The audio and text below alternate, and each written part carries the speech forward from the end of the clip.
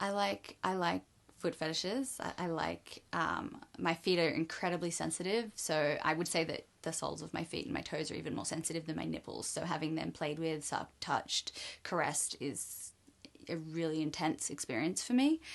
So definitely foot fetish.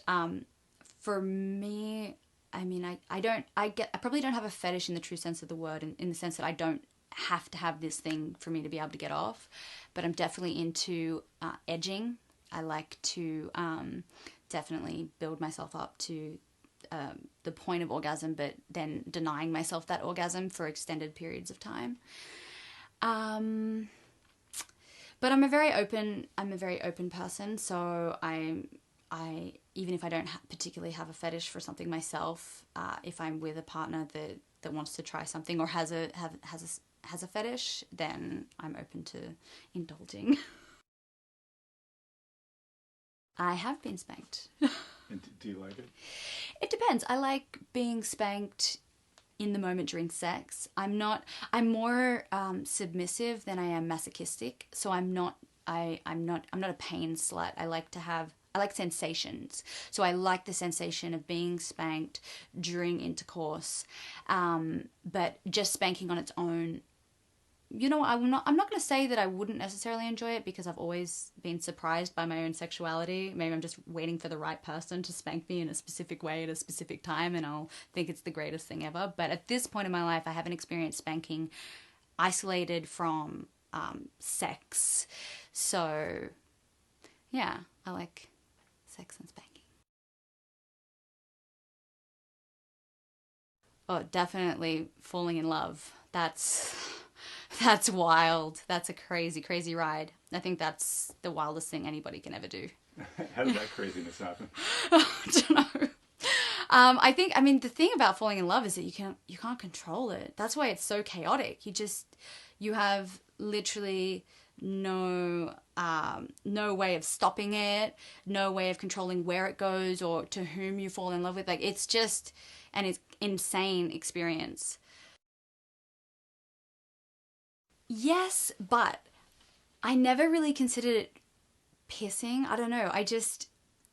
Because piss. I don't know. This is just like semantics about the word pissing. Because when I think of pissing, I think of more of a fetish, and like the times that I have played with that aspect of my physiology, it's been like really this very beautiful, romantic thing. And I don't really come across that much in popular culture where they talk about like golden showers as being this beautiful, romantic, like lovely experience. It's kind of more fetishized to be like possibly degrading, but not in a bad way, like in a psychologically like taboo sort of way.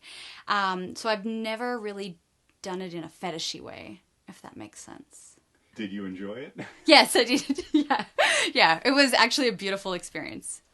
As the giver or the receiver or both? I've been more the giver. I've received it as well, but yeah, that beautiful, one of the most beautiful golden shower experiences that I have. I was the giver. It was really nice. And did you piss in the person's mouth?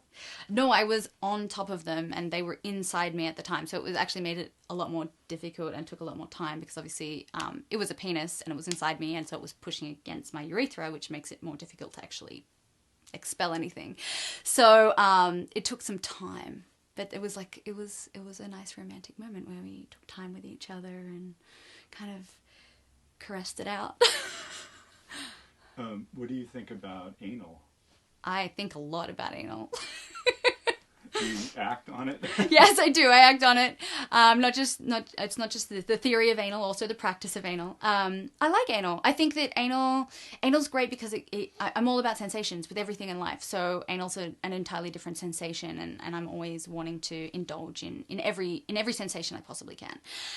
So anal is particularly good with really, really, really large toys and cocks for me, because I'm short in stature, so my vagina isn't actually that long, so you can hit my cervix really quickly, whereas my butthole, you can go deeper in there and it'll be pleasurable for more length and more girth. So anal's fun. everything to do with art is fascinating and wonderful. Porn, fetish modeling, or porn? I don't think... I'd have to say both.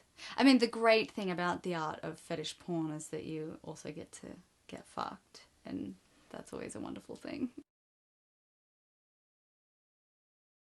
If they're reading Taboo, I'm sure they're already very open-minded, but I guess I always encourage everyone to continue to be open-minded, not always be willing to be more open than you already are, because I think that we're not static beings. We're always becoming, we're always evolving, and something that you thought yesterday was disgusting and just like you would never want to try, tomorrow might seem like the most delicious thing that you could ever encounter. So I guess just being open to all that sexuality has to offer is my ending note.